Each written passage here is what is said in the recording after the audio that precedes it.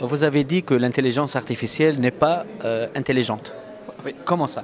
Alors, l'intelligence artificielle ça n'a jamais été question de construire une machine intelligente, mais de reproduire, de mimer l'intelligence. De nous faire croire qu'elle est intelligente. Mais il n'a jamais été question de construire une intelligence artificielle, donc une solution qui soit intelligente comme un humain. Alors, vous avez évoqué la question des déserts médicaux en Tunisie et l'inégalité d'accès aux soins. Comment l'IA peut-elle remédier à cette situation? Alors, première chose, c'est que l'IA, elle peut être présente là où les médecins sont absents. Donc ça, c'est un premier levier pour essayer d'utiliser l'IA pour essayer de démocratiser la santé pour tous les Tunisiens. Et j'ai dit également aussi que l'IA pouvait être un facteur qui va amplifier les inégalités. Si par exemple, si c'est uniquement le secteur privé qui investit dans l'IA, et au final, ce sont les inégalités d'accès aux soins des Tunisiens, elles vont être amplifiées. Alors, vous avez appelé à ce qu'on ait notre intelligence artificielle propre à nous.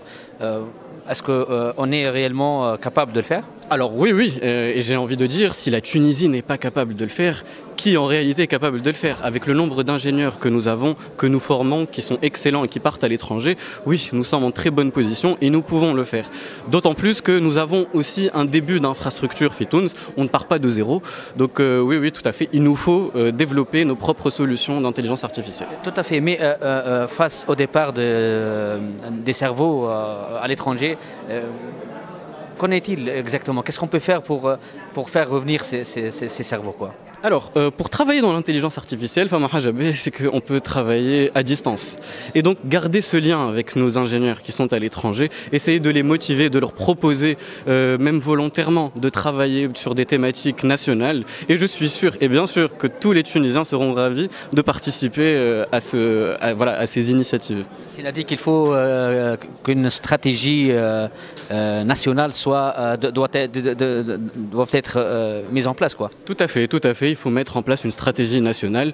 Regarder ce qui se passe dans des pays voisins qui ne sont pas très loin de notamment le Maroc. Il faut regarder ce qui se passe, ce qu'ils font et s'en inspirer pour essayer de rapatrier toutes nos compétences qui excellent à l'étranger.